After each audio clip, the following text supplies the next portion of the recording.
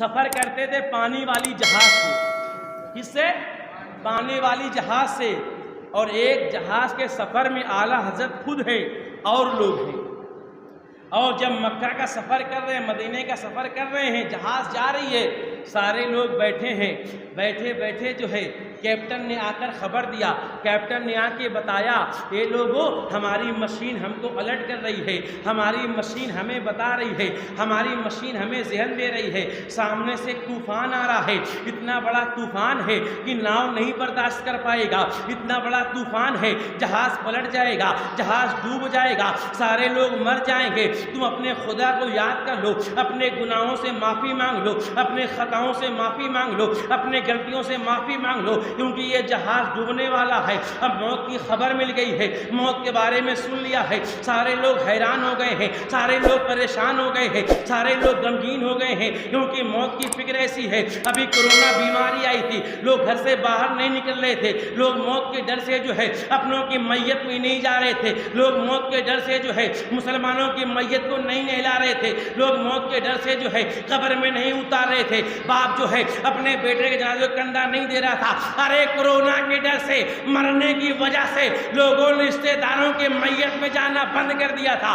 موت کا خوف یہ ہوتا ہے، موت کا ڈر یہ ہوتا ہے، موت کا خوف یہ ہوتا ہے. تو لوگ حیران ہو گئے، لوگ پریشان ہو گئے. اب لوگوں نے موت کو سنا تو ڈر گئے، پریشان ہو گئے، آنکھوں سے آنسو بہنے لگے. اب ہمیں مر جانا ہے. لیکن پورے جہاز میں جہاں سارے لوگ پریشان تھے، جہاں سارے لوگ غمگین تھے، وہیں ایک تنہا آدمی ایسا تھا جس کا چہرہ مطمئن تھا، جس کے چہرے پہ سکون تھا، جس کے چہرے پہ قرار تھا، جو بڑا مطمئن ہو کر بیٹھا تھا، اور جو وقت کا مجدد ہے، وقت کا محدث ہے، جو سب سے بڑا عالم ہے، اور بیٹھے بیٹھے جو ہے اپنے ماں کی خدمت کر رہا ہے، اپنے ماں کے پیر دبا رہا ہے، اپنے ماں کی سیوا کر رہا ہے.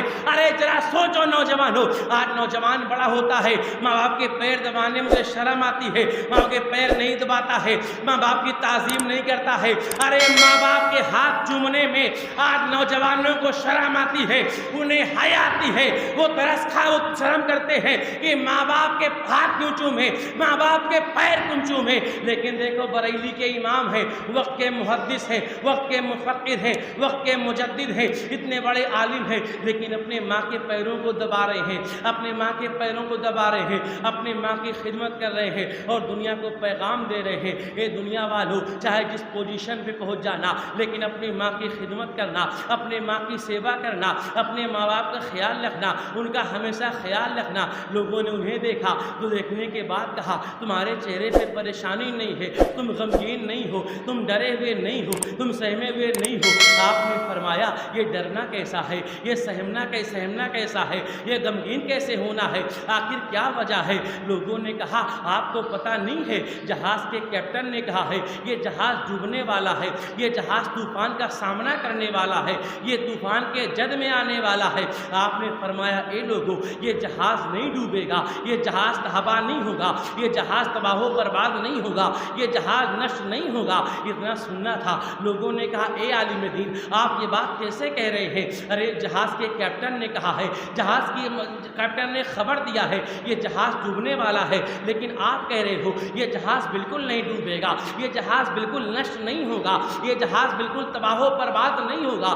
آپ نے فرمایا نہیں، یہ جہاز بالکل تباہ نہیں ہوگا. لوگ تعجب میں پڑ گئے. تعجب میں پڑنے کے بعد پوچھا اے عالم دین آپ بتائیے یہ جہاز کیوں نہیں ڈوبے گا؟ ہمیں کیپٹن نے بتایا ہے، کیونکہ کیپٹن کو جو ہے مشین نے الرٹ کیا ہے، کیپٹن کو جو ہے مشین نے بتایا ہے، کیپٹن کو جو ہے مشین نے چیتاونی دیا ہے، کیپٹن کو جو ہے مشین نے وارننگ دیا ہے کہ طوفان آنے والا ہے. آپ کس بات سے ثابت کریں گے؟ آپ کے پاس کون سی دلیل ہے کہ جہاز نہیں ڈوبے گا؟ آپ نے فرمایا اے لوگوں مت گھبراؤ، اے لوگوں پریشان مت ہو، یہ جہاز نہیں ڈوبے گا. لوگوں نے پوچھا کیسے نہیں ڈوبے گا؟ کہا اس لیے نہیں ڈوبے گا کہ میرے نبی نے فرمایا ہے جو دعا پڑھ کر کشتی پہ سوار ہو جائے گا، دعا کی برکت سے جو ہے وہ جہاز کوئی تکلیف نہیں پہنچے گی، دعا کی برکت سے جو ہے جہاز کبھی نہیں ڈوبے گا، دعا کی برکت سے جو ہے کبھی جہاز نشٹ نہیں ہوگا. لوگوں نے کہا ارے کیسے مان لے، جہاز کے کیپٹن نے بتایا ہے. تو بریلی کے امام کہتے ہیں ارے تمہیں کیپٹن نے بتایا ہے، ہمیں مدینے کے سلطان نے بتایا ہے، تاجدار انبیاء نے بتایا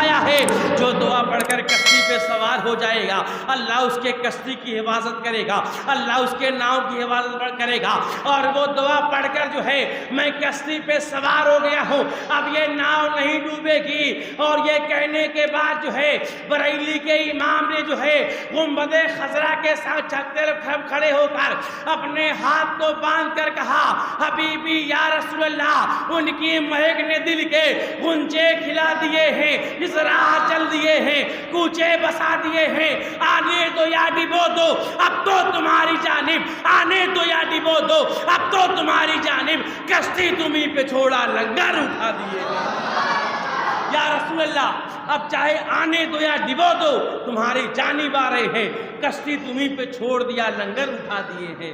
اللہ اللہ جہاز ڈوبتا نہیں بلکہ پار لگ جاتا ہے۔ تو بتانے